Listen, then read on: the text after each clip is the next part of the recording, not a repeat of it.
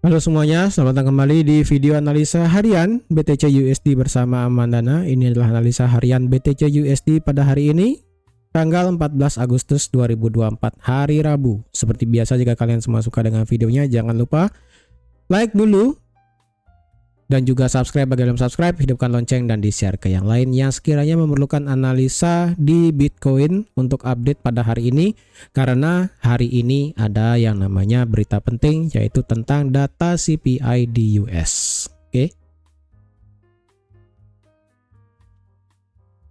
Oke, terakhir ya yang saya buat analisanya, entah itu kalian ada yang open posisi buy atau enggak ya, yang dimana saya sudah bilang kalau ingin nge-sell bisa tunggu di sekitaran 59.000 sampai 60.000, dan itu pun kalau ada konfirmasinya kalau nge-sell ya, konfirmasinya kalau nge-sell. Ternyata apa yang terjadi di sini, tidak ada namanya konfirmasi buat nge-sell. Tidak ada konfirmasi buat nge-sell sama sekali, jadi di level 59.000 sudah di skip. Tapi saya kepo, ada nggak yang ambil posisi buy ketika market itu di harga 55.000 di sini ya, ketika saya buat analisa terakhir di hari Kamis, atau nggak mungkin di sekitaran 57.000 ketika dia breakout resistance di sini ya. Mungkin ada yang nge-buy di sana, berarti kalian sudah profit lumayan ya, dari yang dari yang open dari 57.000 atau nggak 56.000 sampai 62.000, itu 10%, lumayan loh ya, lumayan pakai banget. Nah, kemarin juga sudah saya katakan kalau ingin nge-buy bisa tunggu reaksi di 59.000, kalau koreksi dikit bisa nge-buy target sampai 64.000. Tapi ternyata market itu langsung lompat ya, market itu langsung lompat, tidak memberikan kita yang namanya koreksi turun untuk bisa naik sampai ke 62.000. Oke, sekarang bagaimana nih untuk Bitcoin, seperti apa? Ingat, nanti malam kita ada data yang namanya data CPI di Amerika.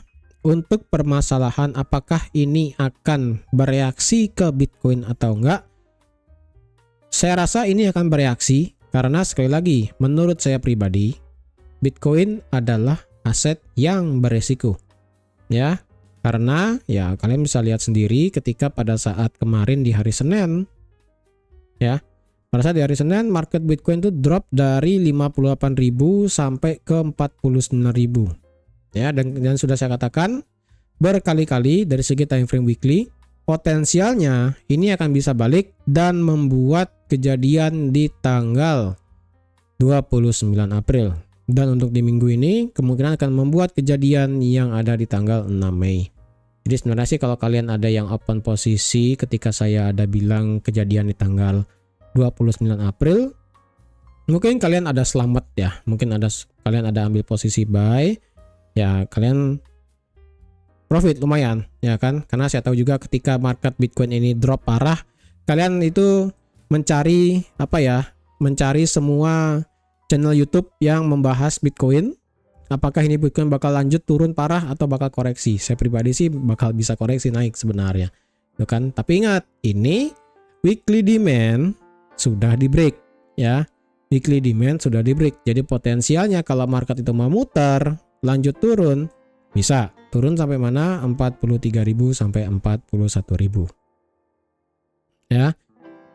Nanti malam data CPI US akan menentukan apakah risk aset akan kembali ke market ataupun risk on ya, apakah market sedang risk on ataukah market saat ini lagi risk on atau risk off. Karena kalau kalian lihat pakai yang namanya fear and greed meter di crypto, untuk Bitcoin sendiri itu masih mengalami yang namanya fear ya, ataupun masih mengalami ketakutan sebenarnya. Jadi ya belum bisa saya katakan ini bisa dijadikan acuan untuk Bitcoin bisa di buy untuk jangka panjang.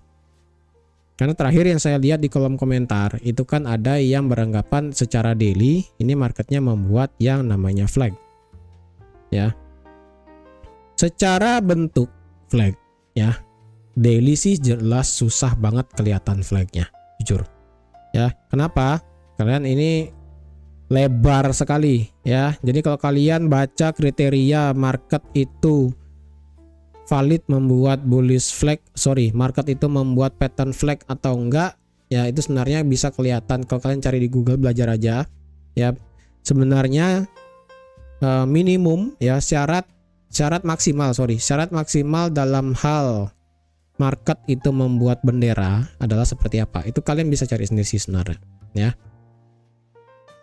Kalau yang saya lihat ini marketnya sudah bukan membuat flag sebenarnya. Yang hanya bisa bilang ini marketnya membuat ya, di sini tentu aja di sini ada trendline turun ya, di sini ada trendline turunnya, sudah dites berkali-kali, sudah di respect juga ya kan.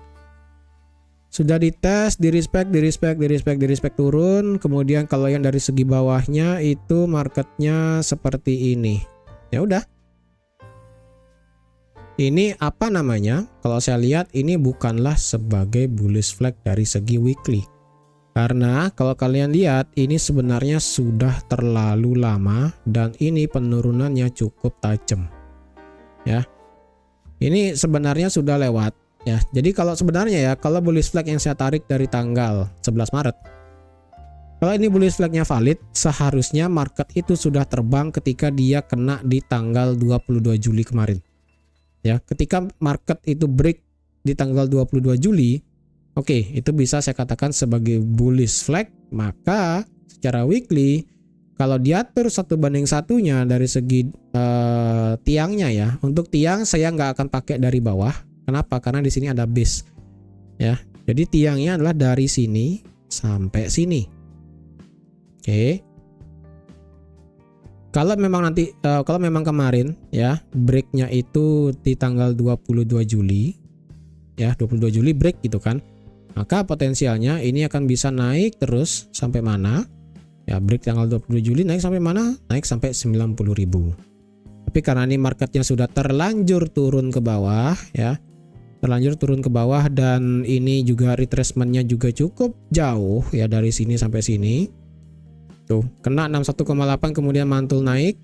Jadi di sini saya lebih prefer melihatnya sebagai bearish channel, bukan sebagai flag. Karena sekali lagi ini marketnya sudah membuat yang namanya new lower low ya. Di sini high, di sini low, di sini high, di sini low, di sini high, di sini low, di sini high, di sini low. Ya. Maka potensialnya market itu membuat yang namanya lower high baru sebelum ke lower low yang baru. Bisa aja ya kan? Di sini dia buat lower high, kemudian di sini dia buat lower low lagi, dan begini seterusnya. Sampai mana? Ya, kemungkinan sampai ke level 41.000 kayak gini bisa juga. Ya. Untuk hari ini bagaimana? Untuk hari ini ya ini marketnya masih ke cap ya, marketnya juga masih ke cap di harga 60.500. Ini juga market baru aja meretest sekali di 62.000 ya. Di 62.600, hampir kena 63.000, kemudian market turun dan sekarang mau diapakan ya. Ingat, ini trendline-nya lagi turun, ini marketnya lagi berada di dalam bearish channel. Tentu aja kita mau open posisi sell, tapi open posisi sell-nya di mana gitu kan. Nah, hati-hati juga, hari ini kita ada data CPI. Kalau mau lebih aman, kita tunggu data CPI ini keluar dan kita tunggu candle close daily pada hari ini ya. Kita tunggu candle close daily pada hari ini supaya lebih jelas apakah mood di Bitcoin ini, apakah lagi pengen beli atau melanjutkan penurunannya. Karena kalau dihitung secara Fibonacci ya, dari sini dari tanggal 29 Juli sampai ke bawah, ini kan marketnya kena 61,8 kemudian turun. Walaupun sekali lagi saya menginginkan market itu naik sampai 78,6, dan dimana ini adalah supply daily. Ini supply daily sudah disentuh sekali ya. Ini supply daily-nya sudah disentuh sekali ya. Tuh kalau kalian lebarkan besar daily supply-nya adalah sebesar ini dari 78,6 sampai 61,8. Dan ini juga ada yang namanya support become resistance yang valid. Ya, support become resistance yang valid yang ada di sekitaran, kalau saya kasih itu harga di 63.100 berapa ya, dikit ya. Ya, 63.355 ya. Kalau saran saya sih sebaiknya kalian jangan trading Bitcoin dulu pada hari ini. Sampai tunggu besok ya, close daily pada hari ini seperti apa. Yang penting guidance kalian adalah Fibonacci yang bisa kalian pakai di sini. Maksimal jika harga itu naik, saya rasa naik sampai ke 78,6, itu di sekitaran 65.000. Ataupun sekiranya mungkin dia kena hanya 64.000 kemudian drop, ya udah. Ya, kita tinggal tunggu ambil ancang-ancang sell di sekitaran kotak biru ini aja. Yaitu dari 61,8 Fibo sampai 78,6 Fibo. Oke, itu. Untuk dari segi daily seperti itu, kemudian dari segi time frame H4 seperti apa? Dari segi time frame H4 kita bisa menentukan yang namanya level support terdekat. Level support terdekat itu sekarang ada di harga 60, support terdekat yang bisa saya kasih itu adalah di harga 58.500 ya. Ini adalah support terdekat di time frame H4 yaitu di 58.500. Kalau sekiranya kalian ingin nge-sell, hati-hati, ini supportnya saya rasa cukup lebar ya, dari 58.500 sampai 57.700 sih kayaknya. Coba ya. Coba saya bikin kotak sekarang, dari sini aja ambil, kemudian ke sini. Oke. Jadi ini adalah support yang bisa dikatakan ya oke lah ya. Ini supportnya kalian bisa lihat, ini support di break, resisten di break, di retest kemudian naik. Jadi otomatis ini akan menjadi level support selanjutnya jika harga itu turun. Oke. Di bawah 57.000 kita ada satu support kecil yang ada di harga 54.565. Enggak, 54.570 lah ya. 570 kayak gini. Oke, itu sekarang dari segi time frame H4. Dari segi time frame H1 bagaimana? Dari segi time frame H1 untuk level area demand yang bisa saya kasih adalah sama di sini ya. Dan ini sebenarnya level area demand-nya sudah dites. Oke. Ini level area demand-nya sudah dites. Tuh kalian bisa lihat ketika harga turun naik dan ini sekarang harga sudah naik. Jadi kalau kalian ingin ngebuy lagi di harga 58.000, hati-hati ya. Saran saya sih saya lebih prefer buat nge-sell sebenarnya. Jadi kalau kalian ingin nge-sell, mungkin bisa tunggu di time frame H4 ataupun H1 candle itu tutup di bawah 57.000 ya. Turun di bawah seperti ini, kemudian retest sedikit, terjadi konfirmasi, kalian bisa nge-sell target sampai 54.570 atau sampai ke terendahnya yang ada di harga 52.000 atau sampai 51.000. Ya. Itu kalau harganya turun break di bawah 57.000 kalian bisa nge-sell terjauh sampai 51.000 ya. Ingat maksimum adalah sampai 51.000. Walaupun sebenarnya TP terdekat ataupun target terdekat adalah di harga 54.570 di sini. Ya. Itu. Kemudian dari segi time frame M30 nggak ada yang bisa saya kasih ya. Kemudian untuk di bagian atas nggak ada yang bisa saya kasih karena ini adalah daily supply dan daily juga Fibonacci. Jadi saya lebih prefer untuk melihat ini sebagai daily, tapi untuk entry-nya kalau kalian bisa itu di time frame H1 atau enggak di M30. Ingat, ini area supportnya, demand-nya ini adalah pergabungan demand H1 dan juga resistance become support yang ada di time frame H4. Jadi kalau bisa H4 di bawah 57.000, H1 juga sama di bawah 57.000, retest sedikit, terjadi konfirmasi balik ke bawah, kalian bisa langsung nge-sell. Apakah mau sell stop di bawah 57.000? Saya rasa kalau sell stop di bawah 57.000 masalahnya SL-nya di mana kalian mau taruh itu aja sih. Karena kalau sekarang swing terakhirnya kan di sini. Ya, jadi saya rasa nggak worth it kalau ambil sell stop di bawah 57.000 untuk sekarang. Terkecuali nanti ketika harga itu turun terjadi swing kecil ya kan. Ya kalian mau sell stop di sana ya terserah, boleh juga. Ya. Yang penting hari ini kita ada data CPI. Ya, kita ada data CPI yang dimana CPI-nya sih saya perkirakan itu hasilnya mix dan ada yang hasilnya hijau sedikit. Ya, tapi ingat untuk nanti malam data CPI ini akan menjadi faktor penentu apakah mood di Bitcoin akan naik atau turun. Apakah fear greed index-nya akan menunjukkan gejala greed ataupun beli, atau fear ataupun ketakutan ataupun jual ya. Jadi kalau kalian tidak mau trade pada hari ini pun tidak ada masalah, karena lebih baik kita menunggu daily close seperti apa.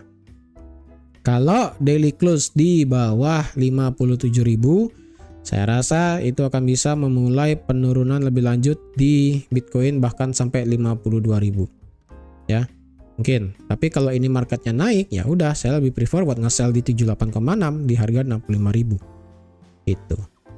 Ya, jadi kalau mau harga naik ya kita tunggu di sekitaran 57.000 seperti ini. 65.000, kemudian baru nanti bisa drop ke bawah sampai 54.000 atau nggak sampai ya ekstrim 51.000 juga sama. Ya. Jadi saya rasa sekian dulu untuk analisa Bitcoin ataupun BTC USD pada hari ini. Terima kasih sudah menonton video sampai habis. Terima kasih juga sudah like, share, dan subscribe seperti biasa. Dan sampai jumpa lagi di analisa harian Bitcoin ataupun BTC USD selanjutnya. Bye-bye.